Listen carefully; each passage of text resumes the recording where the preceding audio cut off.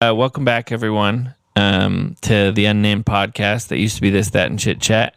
Today, this is going to be a podcast that applies to like 3 people who listen. But I wanted to talk about the latest Stormlight book with 2 of my best friends. So I have Dallin and Tyler here, 2 of our biggest listeners, to talk Stormlight 5. How are you guys? Doing good. I'm pretty sure, Dallin, that we're the only 2 podcast listeners of the year, right? Correct. No, I was never given that award. I thought you were. I thought we gave it to you. I was never given that. I thought we gave it to you in the final episode. Yeah. Well, that's embarrassing because I've never watched the final episode. That's right. Dallin but to be fair, I texted DJ about it. He said, I can't bring myself to do it because it just feels like an end. If I listen to the final episode with him and Emily, I concede that it's over. So Yeah. I'm nervous. Maybe I should go and listen to it now. Well, you were listener of the year, but after that episode, there was no more social media updates, so you wouldn't know that. What was I going to say? I don't know. Dallin, how was Philippines? I don't think I've talked to you since then. It was fantastic. I mean, I sent lots of pictures and I sent lots of videos, but it was, I think I was expecting it to be more cathartic for Chris. Yeah. And it turned out it was more cathartic for me. I'm the one who I was crying about everything.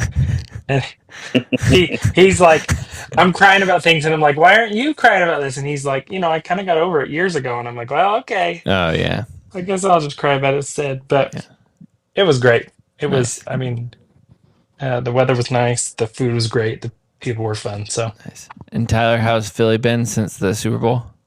Philly's been insane. We're missing a couple light poles here and there. I'm sure.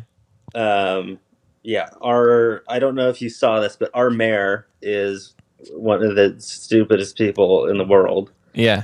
She can't spell Eagles. Did you see that? Yeah. E-G-L-E-S. Yeah, E-G-L-S-E-S is Eagles. And then in the Super Bowl speech, she there's the meme going around saying that if you work together, nothing is possible. She said that. Or something like that. Yeah. Oh, that's awesome. That.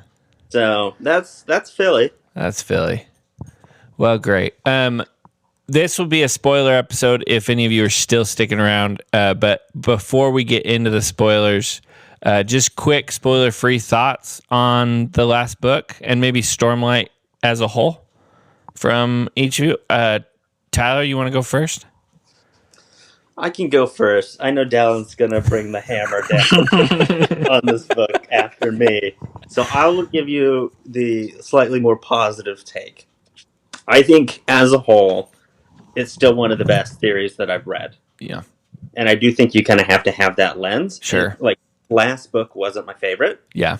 I think it was better than Rhythm of War. And I like where some of the characters ended up. Yeah.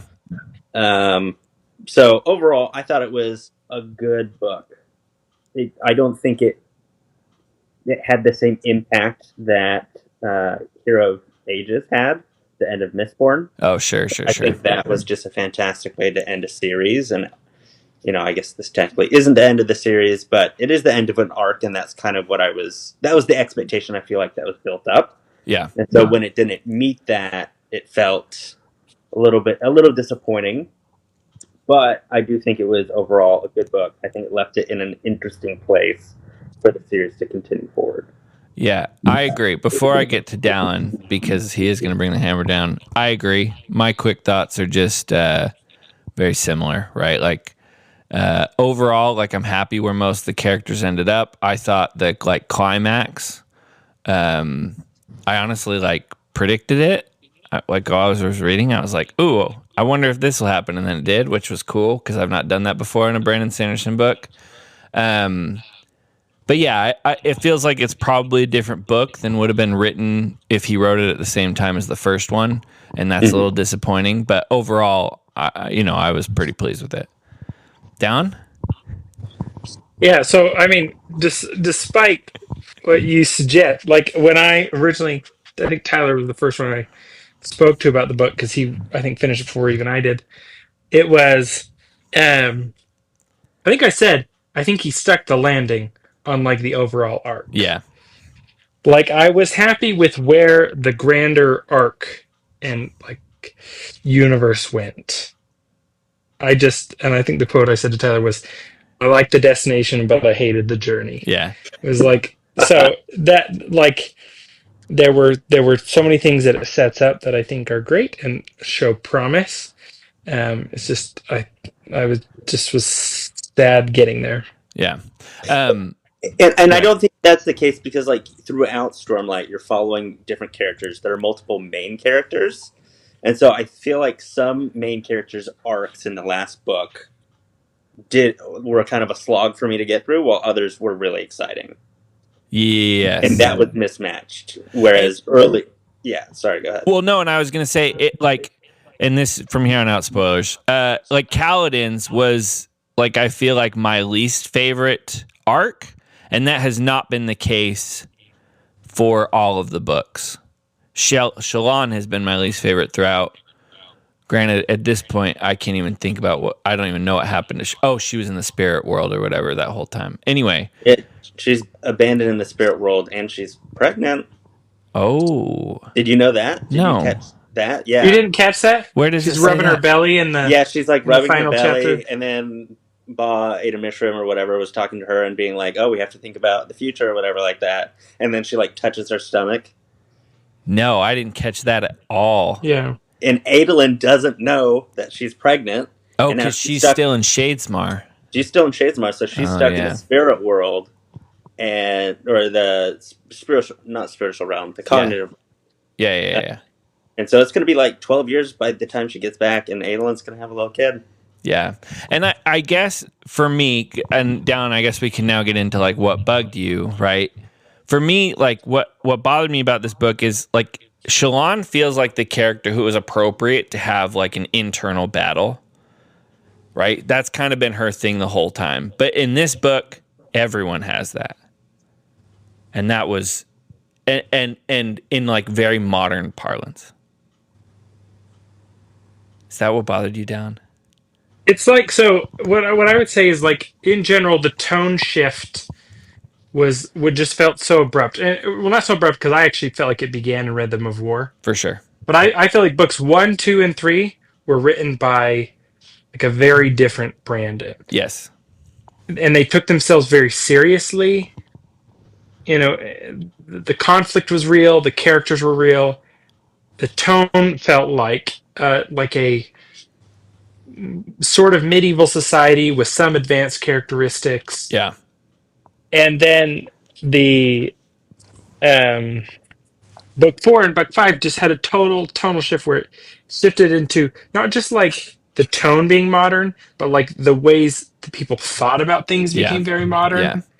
And I think there's lots of reasons for that, which we can get into, but that was like nearly all of my like frustrations are going to stem from that in one way or another. Tyler, did you feel that at all? I think what was hard about book 4 is because we're already 3 books in. You're starting one. This is kind of like the point when you expect to see some progress in some characters, and Shallan is doing the exact opposite in Rhythm of War. Her personality is like splitting further. Yeah, and then it kind of has a resolution, but not really. Yeah, in book 5, and so it's kind of like a false where she solved it, but she didn't actually fix it. And then Kaladin is kind of going through the whole things that he also went through in book 1, so it's kind of resurfacing as like, I thought we got past this. Yes. And so it just felt like a lot to be like, why are we going through this exact same thing again? Yeah.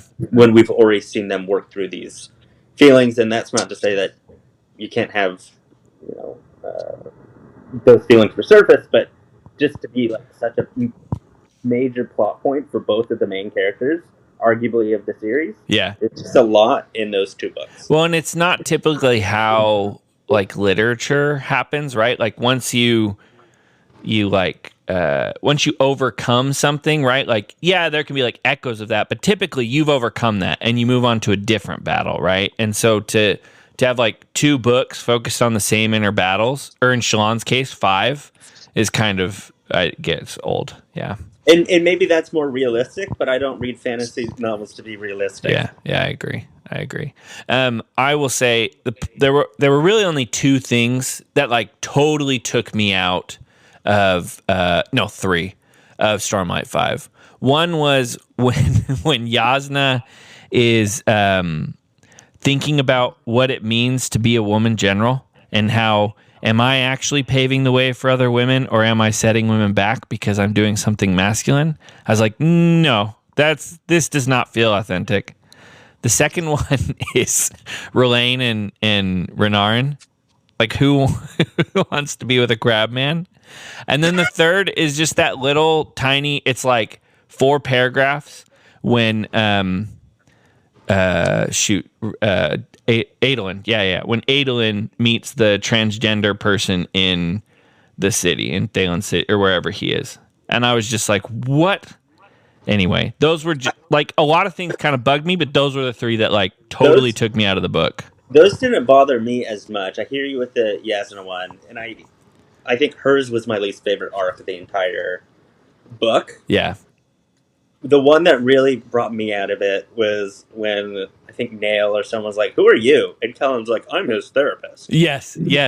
Like, that was like, are you like, you don't even know what that is? Like, Nail doesn't even know what that is. Yeah. Like, the moment told you, the moment that Wit introduced the word therapist into the vernacular, yeah, like the way my eyes just like rolled 360, like just into the back of my head, like I just knew where this, and that was like, day 1.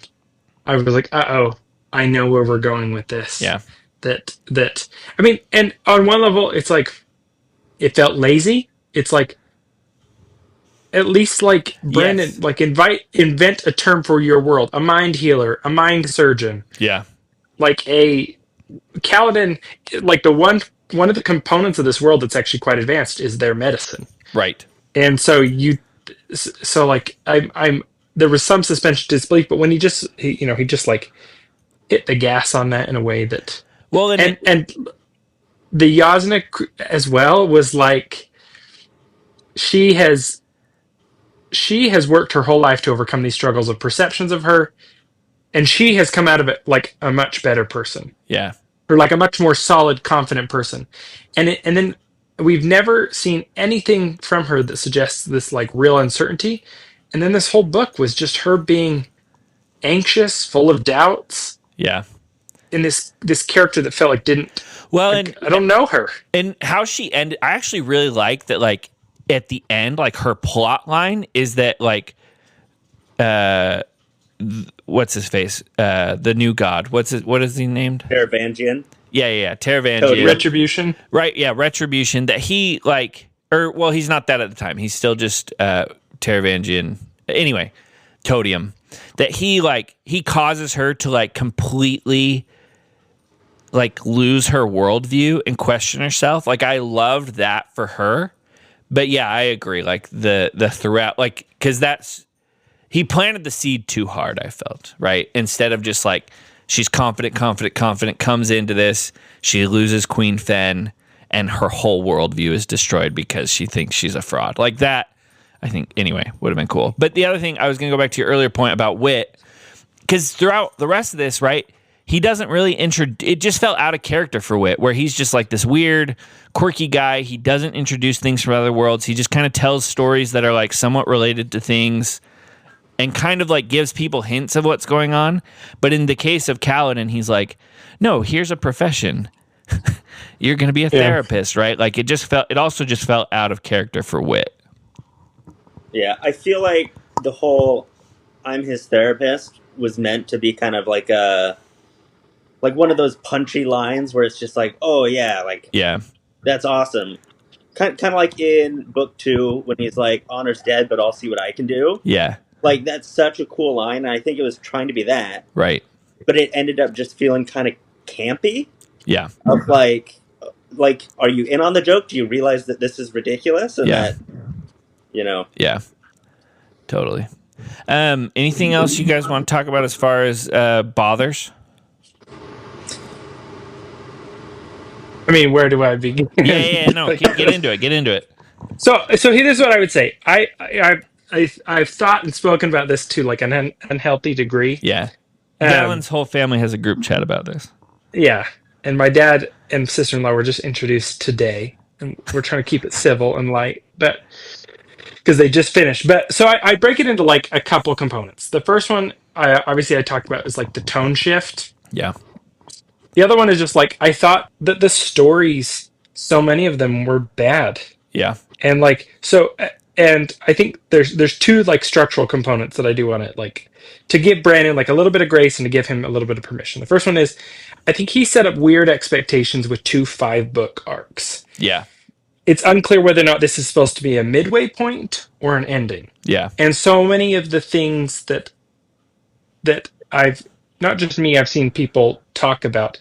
It's like, is it how much of this are we mad about because we're treating this like it's an ending, and it's actually just a midpoint for most of these characters. Sure. But so I think he put himself in like a rough spot with that. We had weird expectations, mismatched expectations. The other one is I just think he's overcommitted his time. Yeah. I think this book needed another year or two in the revision process, and he had committed himself to coming out this year. He has other projects he needs to work on. He'd already committed to come out at Dragonsteel, so like it had to come out. Yeah. And he locked himself in when I think like a good editing team would not so much on the line would have said this book needs more time. Yeah. And I think some examples of this are characters such as Moash and Elle. Yeah. Where like, where did they go? Yep. They don't matter. They didn't matter to this arc at all in the end, actually. And Moash in particular is so weird because he's supposed to be the foil or like the opposite side of the coin to Kaladin. And Kaladin saw his resolution on his side of the coin, but Moash did not even like he got spikes hammered through his head, but like sort of against his will. Yeah. And like he didn't seem like he was that interested in being with Odium anymore. So it was like Moash was a flop. Elle was a total flop. And then like Gavinor, like the most flop for me ever was just like the 20 years fast forward. I felt like Brandon cheated. He gave me like a bad guy that I didn't care that like I didn't care whether or not this bad guy existed. Yeah. And that was supposed to be like the ultimate there were just so many plot points I felt like, wait, what? Yeah. And then there's like the third bucket, which is just like my own personal tastes. Like the Adolin chapters, as best I can tell from online, from conversations with people, are the highlight of this book. For sure. And I could not stand those chapters. Really? Could not stand him. Because Dalinar led the book for me. Mm. The Dalinar chapters were the premier chapters of this book for me. And the only character who I thought actually kept the plot and behaved like he has through all 5 books. Everyone else is just doing whatever they want now. Yeah. And so my fundamental frustration is Adolin just spends so much of his time whining about his dad. Yes. And I like his dad so much, and I feel like he'll keep bringing up like my dad killed my mom. Why didn't he just told me about this? And we're like, because he just found out about it. Like Dalinar just found out about this the same time you did, and is processing it just with you. Anyway, Adolin just like such a baby to me. I can't even with him. Wow, that's very funny because I agree. I get it's so unpopular. I mean, I get what you're saying, and like I did get frustrated with. Well, I especially just got frustrated with like the quickness of that resolution, and then obviously like the modern way that it is talked about. But I loved the Adolin chapters. I loved him playing, and just the way he talks about the Emperor to the Emperor's like servant, and just like all those chapters of him just loving the Emperor. Anyway, and the battles, and I thought those chapters were great. Yeah, I think for me, the Adolin chapters really showcase the difference between like living up to your oaths side of honor versus actually like acting honorably, regardless of your oaths. And he like made a distinction of like a promise versus an oath. I don't actually think that matters that much. I agree. I think it's the intent that he had that mattered way more. And so I really liked his chapters. And I like how he introduced the whole, the little gambit thing of making a big target out of someone. Yes. And that got brought in later with the Dallin and the Retribution. I loved that. I thought that was brilliant. I thought that was very cool and a very good way to introduce it. Yes. And foreshadow what would be happening later on. I agree. I thought that was awesome. Wait, so what is this? Did you even read the book, Dallin? So he's teaching him towers, right?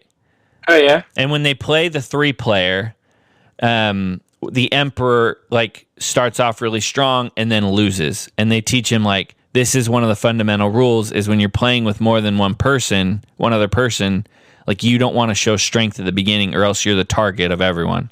And that's what he does to Odium, is he makes him so powerful that all of the other shards have to focus on him. Yeah, because beforehand, Honor and Odium, all the other shards were pretty content to just let Odium be confined to Roshar and let Odium or Honor take care of him and battle back and forth. Yeah. And so they weren't going to get involved and actually do something, because everyone realized that Odium was a problem, right? But weren't going to act on it. And so essentially what Dalinar did is by making Taravangian more powerful, now it's forcing all the other shards to actually take action. Which, when I talk about sticking the landing in terms of universe, the end result of that, I understand. I remember all that. The towers component, I don't remember at all, because I went through those chapters as fast as I could because I didn't care.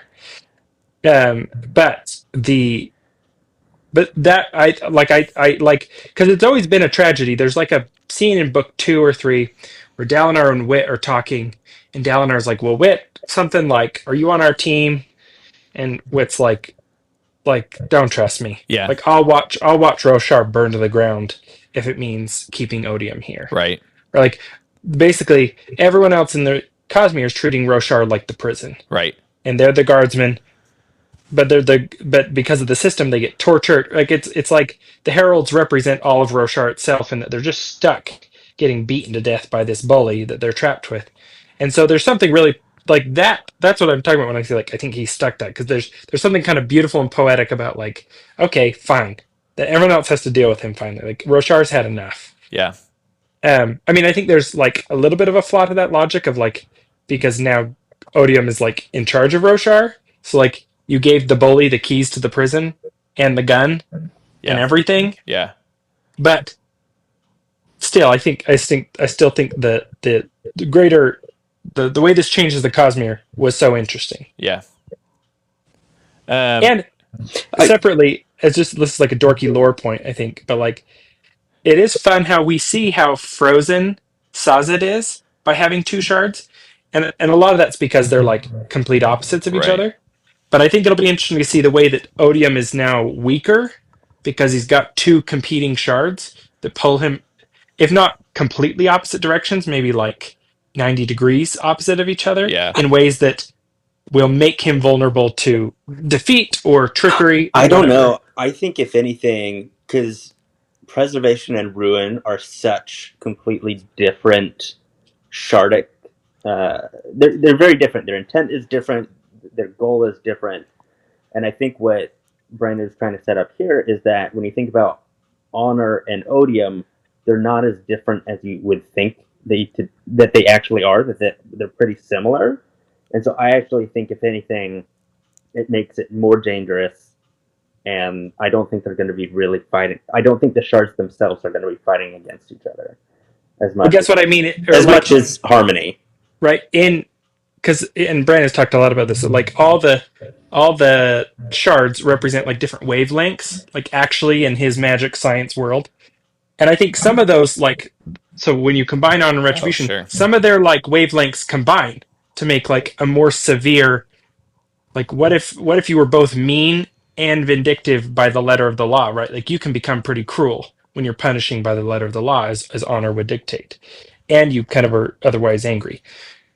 But then the flip side is, I think it kind of the waves will also diverge at certain points and conflict each other. So there'll be an action that Odium wants to take, but maybe it's to try and break a promise or interpret a promise wrong, and honors, which he's been able to do in the past, but honors Will's intent is going to be like, no, you can't even fudge this promise there in a way kind of that I think already is was interesting. at the end of this book, right, where they were able to create another oath pact to protect the Spren, and he was unable to destroy the Spren, right? Yeah. That is one part of the end of this series, the end of the book, that I did like, because we all kind of knew that they'd be reforging the Oath Pact. They hinted at that for several books. But I think I like the idea of it's not keeping something in, you're essentially keeping retribution out and protecting the Spren. Yeah. And I like the thought of that and the idea of that more. Yeah. Than just instituting something that was already broken. Yeah. Dal, any other criticisms? Like mostly not. I think like the tonally and kind of conceptually, I think there's more examples that I could find, but those capture the fundamental. Okay, cool. Then, and we've already talked about like the climax. Is there anything else you want to say there about how good that was? Because I agree. I thought when that was happening, I thought, man, he should just break his oath. And then he did. And I was like, oh, sick, he did. I thought he should, but he can't because he's honor. And then he did. Anyway, I thought that was really cool. Any other parts that you just loved in the book? I liked learning more about Zeth's backstories, his flashbacks. Yes. Those were a lot of fun. I really enjoyed those. I really liked all of Dalinar's chapters. Yeah. Adolin was great. Apart from his Avengers Assemble moment, that kind of took me out of it. That was another one of those moments. Oh, sure, where he gets to like create the unoathed. Yeah. Yeah, that kind of took me out of it. But it was a cool concept. Yeah. That's one of the ones I saw coming from like a million miles away. Like the second, at the beginning of this book, when Maya was becoming more active, I was like, oh, the second she decided to go to Shadesmar to do something, I was like, oh, she's going to bring back plates and swords that she finds and convince them to help. Yeah. I think like a little bit of a sad moment for me in this book was that I didn't have any of those, like and my sister calls them crowning moments of awesome. Yeah. Like these like typical Brandon where you're just like, man, this could be in a movie. This, like in my head, this is playing out like a movie. Yeah. I never got any of those, and that was like a weird gap for me. Well, and in some sense, this book felt so splintered, right? Like I almost feel like, did the Sigzil plotline need to be in there? Just because we haven't had Sigzil this whole time, and then he's added, and so you're jumping around even more. You did because of the Sunlit Man. Oh, sure. Yeah. Right. Yeah. And so the Sunlit Man had hinted that something happened with Sigzil, and somehow he gets bonded with a Highspren. Yeah. And so you had to have that to show how it got to that point. Yeah. Or else it would have been unsatisfying. Yeah. I think one of the crowning moments that was missed was when Town went ape on people. Yes. And it was completely off screen. Yeah. Like you see the moment where he like gets up and then Ash was like, you shouldn't have gone after the innocents or something like that. And then you just see like heads ripped off or whatever later on and them like dead on stakes. Like that would have been a cool moment to actually read about or, see in your mind happening. Yeah. I wish we could have read that. So I will say the one part about this book that like I said, I think Dalinar behaved like it was the most consistent character to me throughout this whole thing. Just like really kept his eye on like the prize, like just like saving Roshar, saving these people, and just so much of his story in this one was so rewarding for me for that purpose. And Navani, I just find them to be like their relationship really compelling. They're just like their ambition, their drivenness was I don't know that there was any single moment, but I just felt like there was one character who just didn't go off on any side missions or side thoughts even, was just like on the ball. Yeah. When the doomsday clock was ticking, he went for it. And so he just he's dead or mostly dead. No, because the Blackthorn's coming back. Which like is the worst thing ever. Because the Blackthorn is now like kind of a spren, right? Pretty much. Yeah. It's like it's another one of those things where I'm like, why, Brandon? Like the whole plot of the first 4 books is him putting the Blackthorn to bed. Yeah. All this stuff. It's like you wanted it both ways. You wanted him to die, but and you also love wanted the Blackthorn. Dallin. Yeah. And so I hated that. But but in part because it undermined his sacrifice for me. It undermined his decision not to be. It's like he decides not to be the champion multiple times, not to be the bad guy, and then it's okay. You can just reach into the spiritual realm and grab a past version of someone and make them the bad guy now. It just it was insane to me. Yeah. The other you might not know, I was actually named after Dallin. That's where my name comes from. I did also like, and there wasn't like a crowning moment like you talked about, the crowning glory moment where it could be in a movie for Kaladin, but I do like that, and like that he becomes a herald is whatever. But I love that Syl gets to go with him for whatever reason. Yeah, I do like that. Yeah. I actually like the fact that he's a herald. Yeah. Because I feel like you can't kill Kaladin. Yeah. Because like he's already gone through so many like suicide attempts that it's like if you were to kill him, it would kind of feel empty and like, well then, why did I invest so much? So the fact that he's coming back feels good. But hopefully he doesn't come back too soon. Although things are going to get weird because now that Ishar can make Spren into humans, Syl's going to get an organic body, and they're going to be romantically engaged. Like totally, they're setting that relationship up. Absolutely. That's the only woman he's ever loved. The only woman who understands him. The dance with the spear. Yeah, I hadn't thought about that being able to make him corporeal, but that dance with the spear was very. I was like, "What is going on?" Yeah, there were theories of Silladin, the relationship before this book, and then after the spear, everyone has pretty much just accepted that that's what's going to happen. Yeah, yeah. What did you think about the sword? What's his name? Nightblood. Nightblood's dope. Nightblood's always the best. Yeah, I in some ways I felt like he progressed really quickly, right? Like kill evil, he loses himself, and then all of a sudden with like almost no build up, he's able to kind of control himself. But on the other hand, like I don't know, I kind of liked that as like the Deus Ex Machina. Like that felt like a believable Deus Ex Machina, or however you say that. I mean, Nightblood has been around for a very, very long time. Right. Something that might affect Nightblood's ability to think or whatever is investiture. Yeah. And Nightblood did eat an entire shard. Sure. So, like, if Brandon were to have one of those words, Brandon, where he's like, why is Nightblood able to think for himself now or whatever? And he was just like, well, the amount of investiture. Yeah. You know, you see Honor becoming kind of self-aware. That shard. Yeah. And so it's like, well, then it makes sense with more investiture. Nightblood can kind of be better at thinking, maybe. I could admit that. Because he, at the end, he can like produce surges now, right? Yeah. Because he was chatting with the other Honor Blades. Yeah. Which, maybe from the tone of my voice, you can capture how I feel about that. But he also ate a shard. Wait, what shard? Odium. He stabbed him, he wounded him, but he didn't hurt the shard. He killed Odium.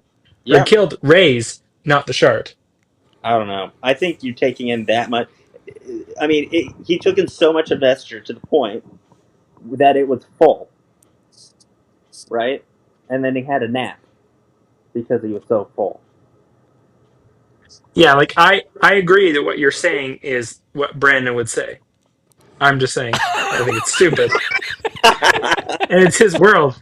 But, like, and I think there are ways you could have done this. Like, someone who forged a connection with Nightblood, that then they connect and Nightblood is able to learn from them.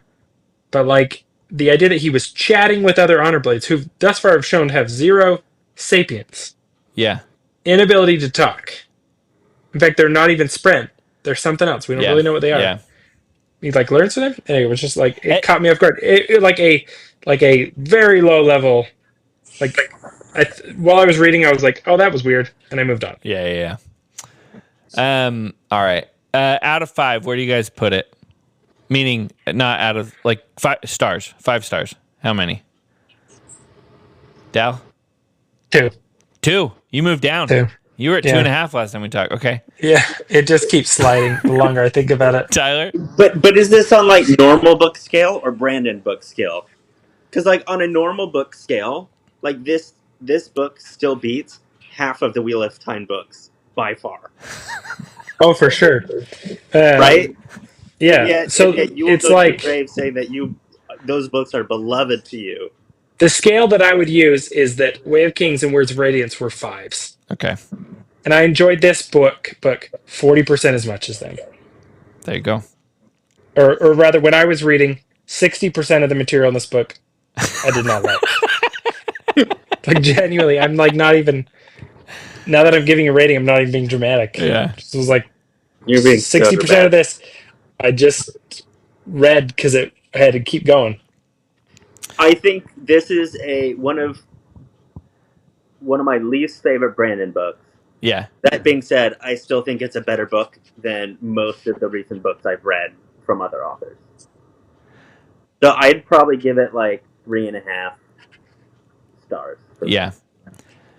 I think I'm right about there. I think it's about a 4. I think the way you framed it, Dallin, as far as this just needed more editing, actually really rings true. Because the thing about this book is when I was done, I was stoked, right? I was like, holy crap, that was a great ending. Because, Brandon is so good at endings. That is, the endings of all his books are great. Anyway, and so I was so high on it. I was 5 stars, so good. Not as good as his other, the other ones in this series, but good. But as I've thought more about it, yeah, it's gone down. I think I'm at about a 4. Dal, are you going to keep reading Brandon Sanderson? I am really glad he's put a natural break into this. Yeah. Because I think that's what I need. With the one exception that I do think I'm going to try and get Chris, and maybe I'll read it with him. I do want him to read the Mistborn series.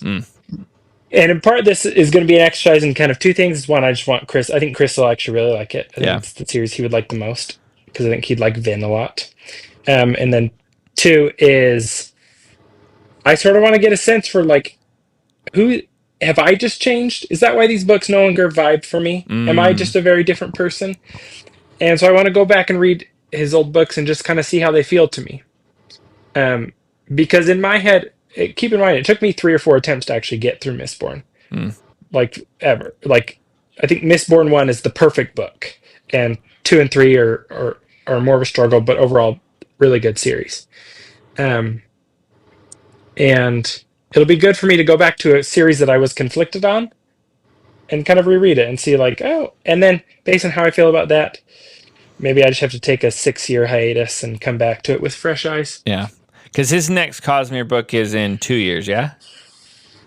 No. Well, he's doing the White Sands, right? Well, maybe. He's not working on White Sands right now. I think it's actually going to be a long time for that. Yeah. Technically, his next Cosmere book is going to be next year. Okay. Isles of the Emberdark. It's another secret project kind of book. Okay. What he's working on now and has started on is Mistborn Ghostbloods. And so I actually think... So, Mistborn 1, he wrote all of those at the same time. Right. All 3 books. And so I think that's why they flow a lot better than Era 2. Right. Because Era 2 kind of started out as kind of this is kind of a fun little project, I'll write it. And then he was like, oh, okay, now it's turning into something bigger. Yeah. And that's when he made it into a full series. Yeah. And he actually wrote book 3 in that Era 2 before book 2, because he was having problems figuring out how book 2 is going to actually work. So there's some mismatch there. This Mistborn Ghostbloods, he's going to do the same thing with where he writes it that all. he did for Era 1, where he writes all 3 of them at once, and so it's going to be a lot longer before those books are released. Yeah. But I'm very hopeful that the quality and the flow will be better. Yeah. Cool. And then Mistborn, is Ghostbloods, is this going to be steampunk? No. Well, maybe. Well, I mean, Wax and Wayne was kind of steampunk in its own right. Yeah, but didn't he say it at I thought this was supposed to be like 1960s, 1970s Oh, is it? style. Okay. I could see And that. then the next one is space. Okay. Like truly Oh, no, he sci-fi. teased, do you guys want a steampunk one, is what he said, or something like that, right?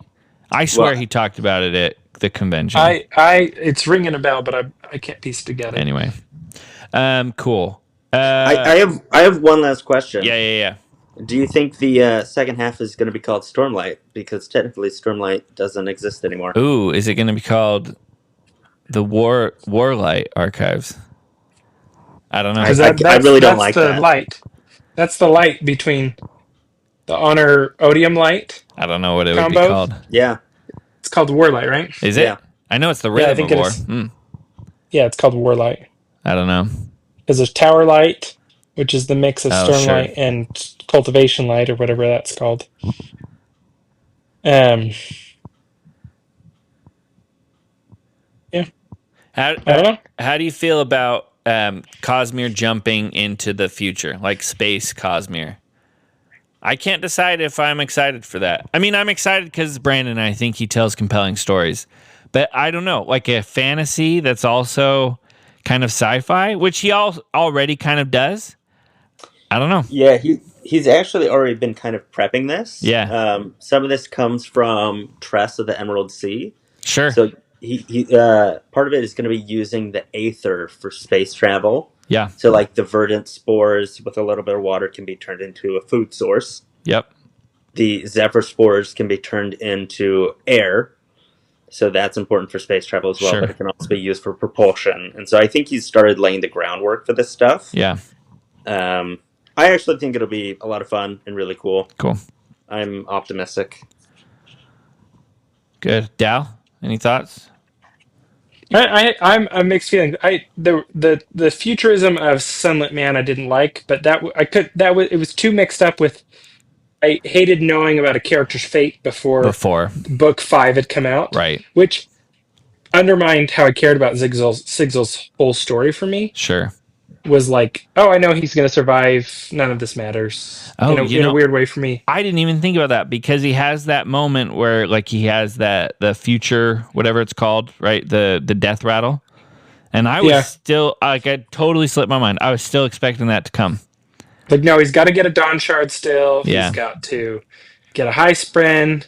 Somehow his current spren has to die. So it was like, it was probably necessary. I actually was watching a video of someone saying that they wish Brandon strongly encouraged Sunlit Man. It's kind of like the closest thing to a novella before book 5.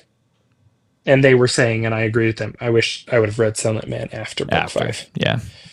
Like, because I like things chronological. I really am someone who suffers from that, like, prequel disease of, like, if I already know you're going to end up a certain way, then, like, it doesn't matter as much to me. Yeah.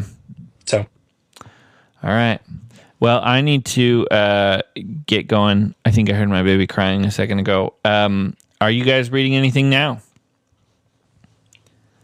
I'm reading right now a series called the Sun Eater series. Oh, I've heard good things about that. Yeah, I wouldn't recommend it. Okay. The main character is so whiny and so dramatic. Okay. And I've just heard that the third book is really good, and that's what I'm reading right now. But the first 2 books were not my favorite. All right. Down? I'll let you know how the third one goes, but... I'm reading Dune.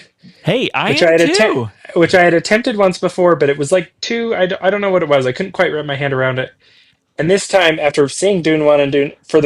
the movies have made this so much funner for me. Yeah. Because I feel like I have a frame of reference, but then the book just adds so many more details. Way more like politicking. Yeah. Which I didn't think I needed more of, but like apparently I did because it's really well done. Yeah. And I'm really enjoying it. Like, I am too.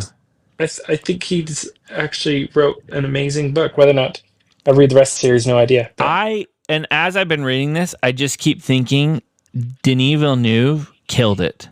Right? Yeah. Like the things he changed have been like perfect, right? Like there are parts of the book that I'm like, oh, this is different, and I'm glad it wasn't portrayed this way in the movie because that could have been confusing. Or, anyway, I like the more I read, the more I'm like, wow, he's clearly like a fan and wanted to do this justice. You can see why Brandon Sanderson looks to Denis for like how a good Stormlight or Mistborn book. Yeah. You need an like a director or producer who like independently loves this work. Yeah. Which Brandon's talked about this probably means it's not for 20 years because Right. you need someone to grow up in the industry, finally get their shot, and they say, or maybe they've made a couple good movies and finally like they can go to the team they want and say, let's make this. Yep. And that's when Brandon can work with somebody who's just got a real passion. And so, I mean, I agree completely. Didn't like the things he cut. I'm like, oh, that's fun, but like you could see that you kept the story moving. You changed it for the medium. It's like in some ways the perfect adaptation. Yeah, I completely agree. I'm about just over halfway through, and I'm really enjoying it. And what's the best new to you movie you've seen recently? I would, if you haven't seen it, I would highly recommend The Incredible Weight of Massive Talent. Oh my gosh, it's so good. It's hilarious. It is such a well done movie. Yes. And genuinely so entertaining. Yes. Dallin, anything? I would say The Gorge on Apple TV. Oh, sure. Not even because it was that good. It might have been bad. But it was weirdly fun. Like, kind of a disjointed film, but just like, we had a really good time watching it. And that was fun. I in some ways, I've missed just fun movies. Yeah. They don't have to be great, but they're fun. Yeah. We had a good time watching them. I'm not saying we did, so. Yeah. I recently watched Gladiator for the first time. I think I talked about this last week. Anyway, really, really good. Too. So good. Yeah. Like I haven't. Yeah. I've never seen it, and I asked our friend Phil if I should see it before seeing Gladiator 2, and he said, don't even watch Gladiator 2. Just go watch Gladiator 1. See, and Lauren would agree with you. She didn't love Gladiator 2. I thought Gladiator 2 was great. I recently went to a Hans Zimmer concert in Baltimore, and he played Gladiator, and it was very Was cool. it actually him? Like it was him. He was there, but he also had like his orchestra there and everyone there. He played Dune. He played Pirates. It was. I bet if you get a chance to go to Hans Zimmer, definitely go. It was amazing. That's cool. Didn't he just write the national anthem for the Saudis? What? I'm pretty sure they hired him to rewrite the national anthem. That's gonna be killer. I'd listen to that. Turns out I'm gonna know precisely 2 national anthems: the American and the Saudi. Yeah. All right. Well, thanks for talking through this with me. This was a lot of fun. Thanks for soliciting my angry opinions. I'll see you guys. We'll see you.